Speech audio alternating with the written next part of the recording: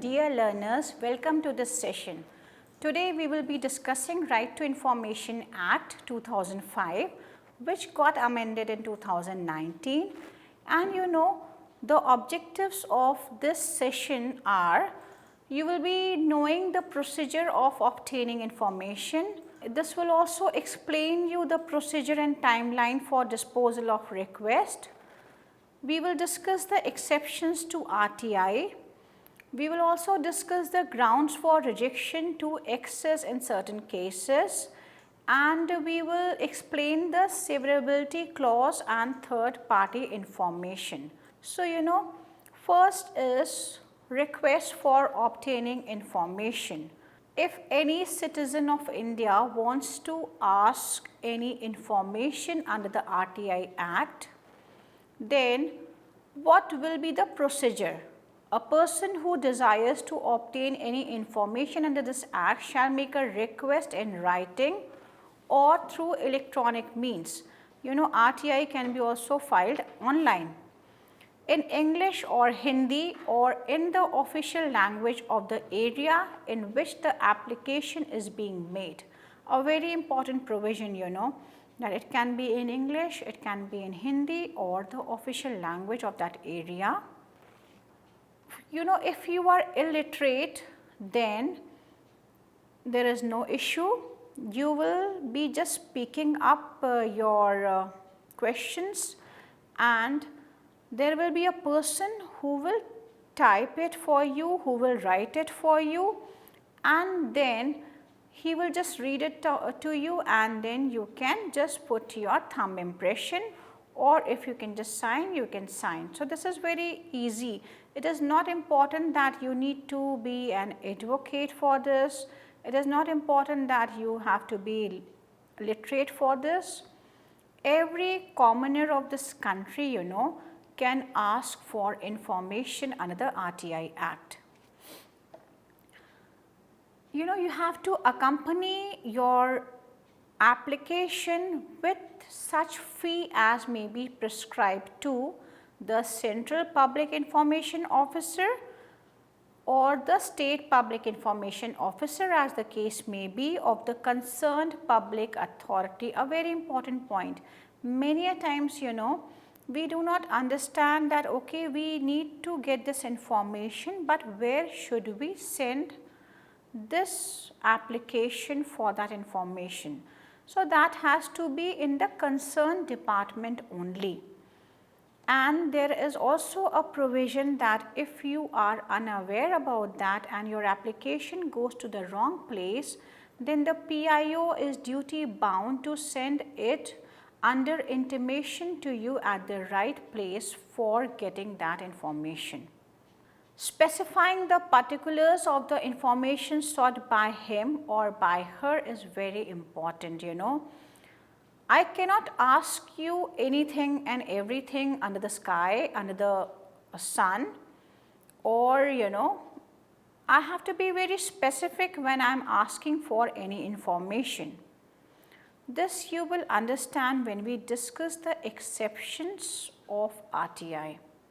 Provided that where such requests cannot be made in writing, the Central Public Information Officer or State Public Information, as the case may be, shall render all reasonable assistance to the person making the request orally to reduce the same in writing, which we have just discussed right now.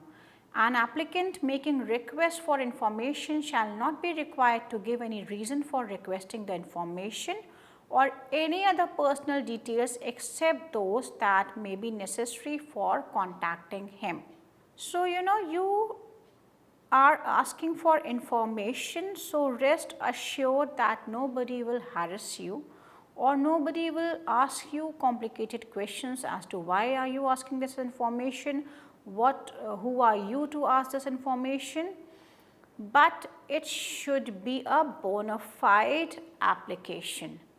Where the application is made to a public authority requesting for an information which is held by another public authority or the subject matter of which is more closely connected with the functions of another public authority, which I just explained, The public authority to which such application is made shall transfer the application or such part of it as may be appropriate to that other public authority and inform the applicant immediately about such transfer, provided that the transfer of an application pursuant to this subsection shall be made as soon as practicable, but in no case later than 5 days from the date of receipt of application. So, if you do not have that information, you cannot just sit with that application and later on after 20 days, 30 days or 50 days, you find one fine day you just write the reply that this does not pertains to our department. You have to forward that application to the concerned department and you have to also intimate that person who has sent that application. Disposal of request.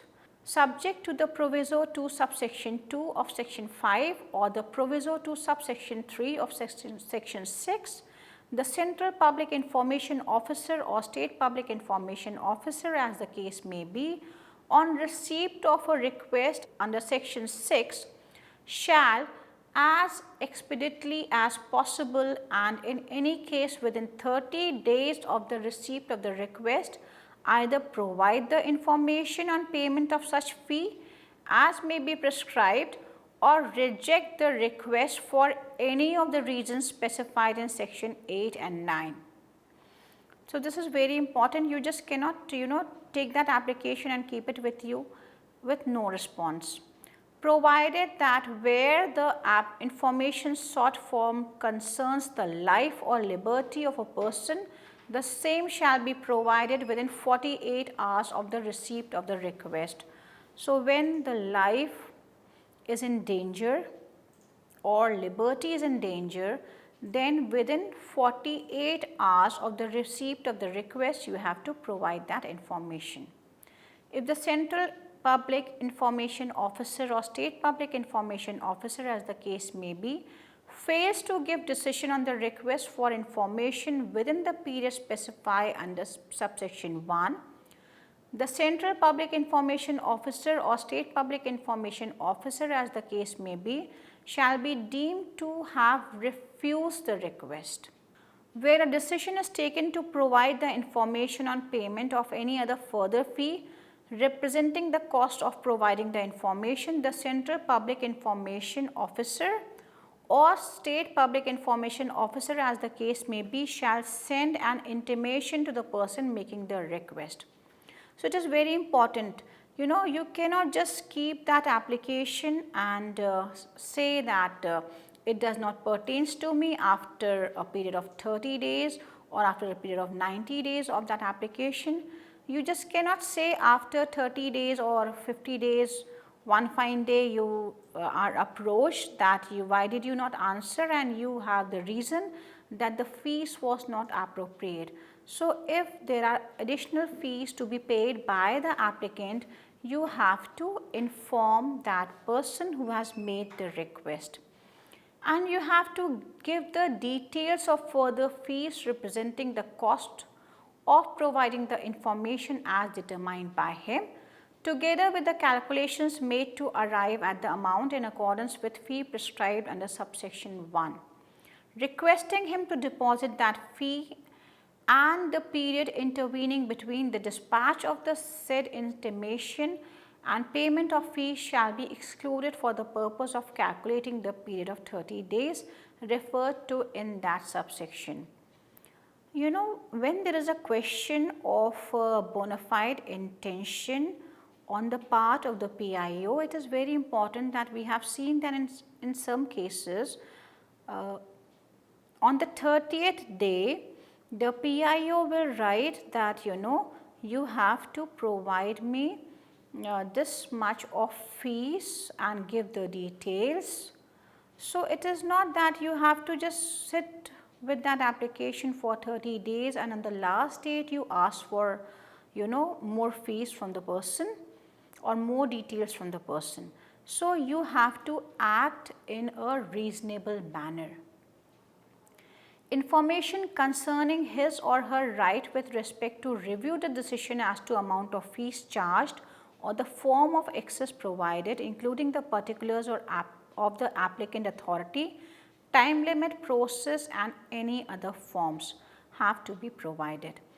You know, we have seen that in few cases there is a big debate on the person, because you know whether that person has acted in a bona fide manner, in a reasonable manner or not, or whether that person, you know, has just kept that application with him and after 30 days he is just writing or she is just writing that I need further fees to provide you this information. And you know, if a person is below poverty line, then every information provided to him or her will be free of cost. Where access to the record or a part thereof is required to be provided under this Act, and the person to whom access is to be provided is sensorily disabled, the Central Public Information Officer or State Public Information Officer, as the case may be, shall provide assistance to enable access to the information, including providing such assistance as may be appropriate to for the inspection. Where access to information is to be provided in the printed or in any electronic format, the applicant shall, subject to the provisions of subsection 6, pay such fees as may be prescribed, provided that the fee prescribed under subsection 1 of section 6 and subsection 1 and 5 of section 7 shall be reasonable, and no such fee shall be charged from the person who are below poverty line as may be determined by the appropriate government. So, as we just understood that you cannot ask for fees from people who are below poverty line, and the fees you are demanding should be reasonable. Notwithstanding anything contained in subsection 5, the person making request for the information shall be provided the information free of charge where a public authority fails to comply with the time limit specified in subsection 1. Before taking any decision under subsection 1, the Central Public Information Officer or State Public Information Officer, as the case may be, shall take into consideration the representation made by a third party under section 11. Where a request has been rejected under subsection 1, the Central Public Information Officer or the State Public Information Officer, as the case may be, shall communicate to the person making the request the reasons for such rejection, the period within which an appeal against such rejection may be preferred, and the particulars of the appellate authority. So, you have to mention with rejection, you have to tell him that what are the reasons for such rejection, what is the period under which you can file an appeal against that rejection, and the particulars of the appellate authority. An information shall ordinarily be provided in the form in which it is sought, unless it would disappropriately divert the resources of the public authority or would be detrimental to the safety or preservation of the record in question. Exemptions from disclosure of information, you know, a very important section. Notwithstanding anything contained in this Act, there shall be no obligation to give any citizen information disclosure of which would prejudicially affect the sovereignty and integrity of India, the security, strategic, scientific or economic interest of the state, relationship with foreign state, or lead to incitement of an offence. So, you know, these are the exceptions. You cannot ask for information which will affect the sovereignty and integrity of the country, the security of the country, the strategic, scientific or economic interest of the state, or relationship with a foreign nation, or you know, which will lead to incitement of an offence, one may feel offended and you may do an offence. Information which has been expressly forbidden to be published by any court of law or tribunal, or the disclosure of which may constitute contempt of court. So, you need to be aware about the law of the land. As a librarian, you need to know what information you can give and what information you should not give. So, this is very important that you have to act in a reasonable manner. As a bona fide citizen, you have to act as a PIO. Sitting in that position, you are duty bound that you should clearly understand the exemptions, and you should have this mindset that this right is not absolute, it has certain restrictions. Information, the disclosure of which would cause a breach of privilege of Parliament or the state legislature, information including commercial confidence, trade secrets or intellectual property, the disclosure of which would harm the competitive positions of a third party unless the competent authority is satisfied that larger public interest warrants the disclosure of such information. A very important point. Information available to a person in his fiduciary relationship unless the competent authority is satisfied that the larger public interest warrants the disclosure of such information. Information received in confidence from foreign government, information the disclosure of which would endanger the life or physical safety of any person or identify the source of information or assistance given in confidence for law enforcement or security purposes. So, there are law people, so you cannot just ask any information, and the government of India will not share all the secret informations with you, because the sovereignty of the nation is very important. You cannot ask a person about his medical health. You cannot ask a doctor, that this is, he is your patient. So, you just tell me whether he is suffering from this disease or not, because a doctor has a duty not to disclose the medical health of his patient. So, this will be decided on case to case basis. As a citizen, I have to understand that I cannot ask anything and everything under the sun. Information which would impede the process of investigation or apprehension or prosecution of offenders will also not be disclosed. Cabinet papers including records of deliberations of the Council of Ministers, Secretaries and other officials are also exempted. One important case wherein a group of media personnel wanted some information regarding a very popular case. So, in that they tried a lot to get information from the police station, but the police station did not provide them the information because it was a violation of the accused human rights. So, you have to understand that a person may be an accused but is not a convict. So, you cannot have media trial, you cannot force a government machinery to provide you with the evidences so that you can show it on your TV screens. One has to be very sensitive and one has to understand what information can be parted under the Right to Information Act and what information cannot be parted under the Right to Information Act. You have to look at the person's right to privacy also, and you have to ensure that the conflicting interests are not there when you provide information to the person.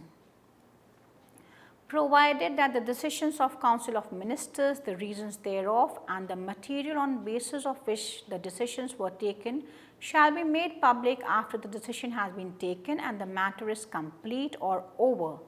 Provided further that those matters which come under the exceptions specified in this section shall not be disclosed. I want information about the military operations. I want to know how many people are deployed at a particular checkpost. I want to know what are the financial strategies of Government of India. So, can I ask these informations? There is a big no.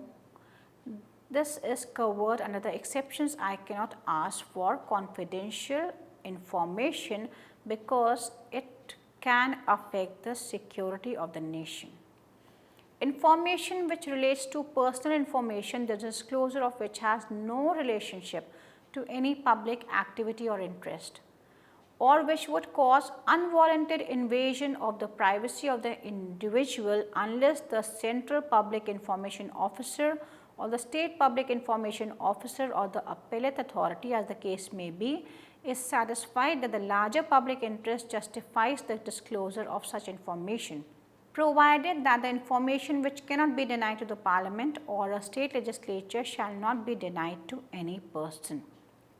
A very important point, there are certain rights of individuals as human rights. It can be related to their dignity, it can be related to their privacy rights.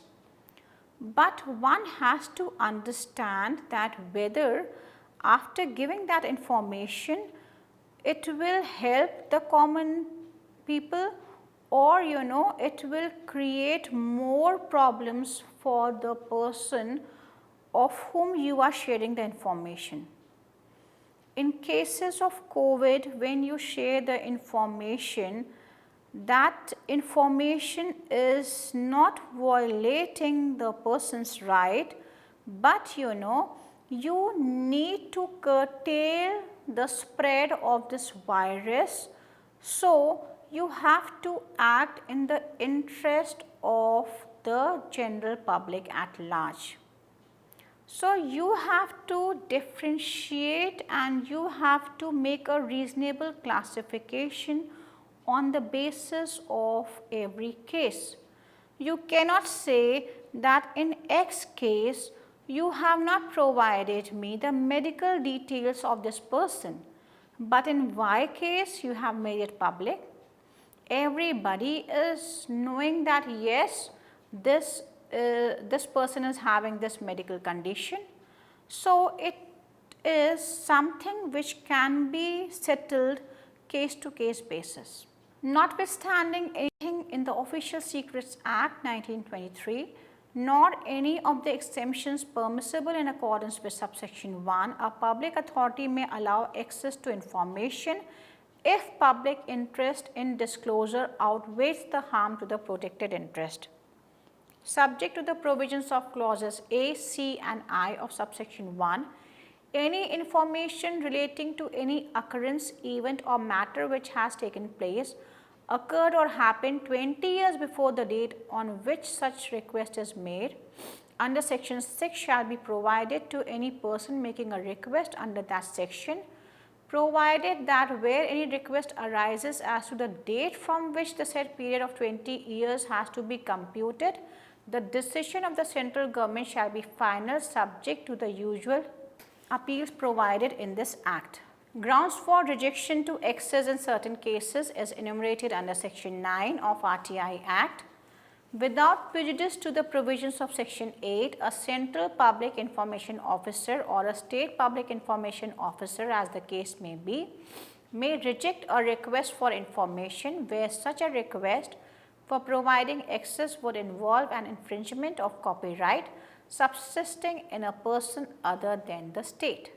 Then there is a severability clause in section 10, where a request for access to information is rejected on the ground that it is in the relation to information which is exempt from disclosure, then notwithstanding anything contained in this act, access may be provided to that part of the record which does not contain any information which is exempt from disclosure under this act and which can reasonably be severed from any part that contains exempt information. A very important provisions, you know. You have asked for 3 things. One thing is something which I cannot give you as a public PIO, because you know that is under the exceptions. But the second point I can share with you, I can give information about this because this is not under the exceptions.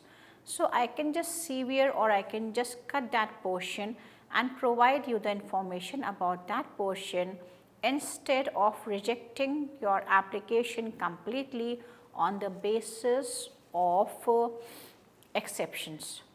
So, you can sever the part which is not under the exceptions and provide information on that part.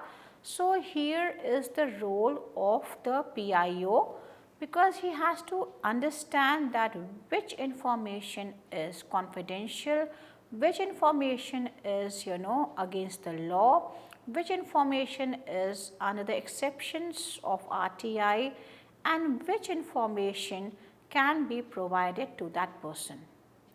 Where access is granted to a part of the record under subsection 1, the Central Public Information Officer or State Public Information Officer, as the case may be, shall give a notice to the applicant informing that only part of the record requested after severance of the record containing information which is exempt from disclosure is being provided.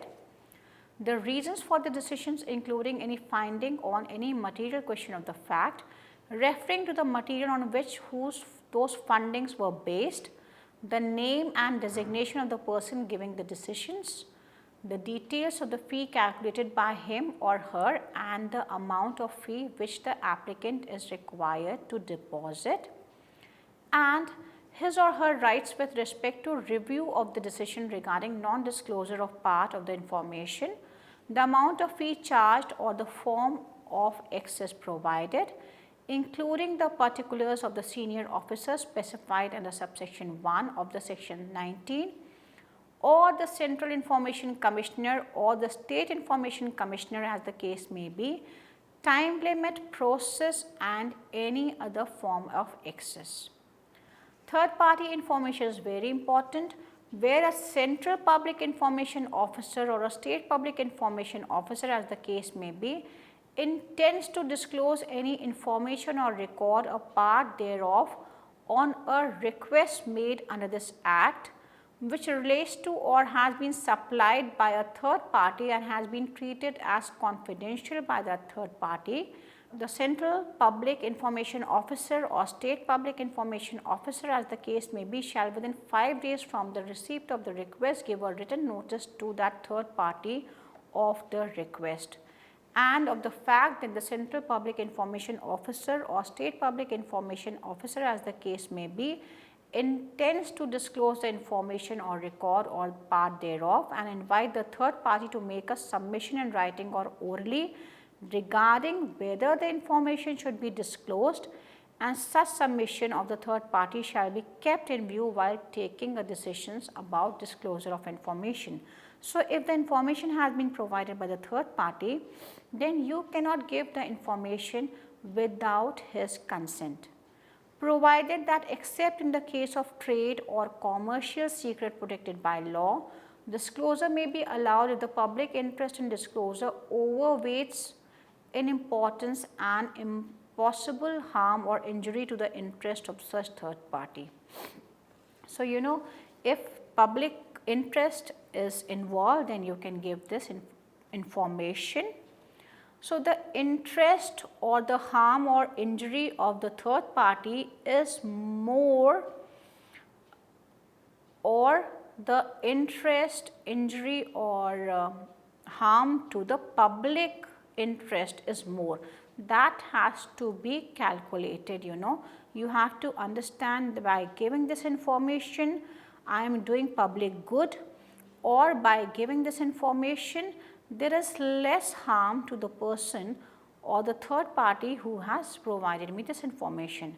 Where a notice is served by the Central Public Information Officer or State Public Information Officer, as the case may be, under subsection 1 to a third party in respect of any information or record or part thereof, the third party shall within 10 days from the date of receipt of such notice be given the opportunity to make representation against the proposed disclosure. Notwithstanding anything contained in section 7, the Central Public Information Officer or State Public Information Officer, as the case may be, shall within 40 days after the receipt of the request under section 6, if the third party has been given an opportunity to make representation under subsection 2, make a decision as to whether or not to disclose the information or record or part thereof, and give in writing the notice of his decisions to the third party. A notice given under subsection 3 shall include a statement that the third party to whom the notice is given is entitled to prefer an appeal under section 19 against the decision. So, now it is very important that you have to understand that as a librarian, you have to differentiate between the public good and the rights of the third party. You have to ask questions to the third party, you have to give them reasonable time, and if you do not receive any response, then also you have to intimate them and tell them that this is the case, this is the information which we are providing, and you can appeal against this decision. So, now you have understood the procedure of obtaining information, what is the procedure, what are the timelines, and what is the procedure for disposal of request, what are the exceptions to RTI, what are the grounds for rejection to RTI in certain cases, and the severability and the third party information clause. So, hope you had a good learning experience and you are safe and sound. Thank you all for this session. Have a nice day.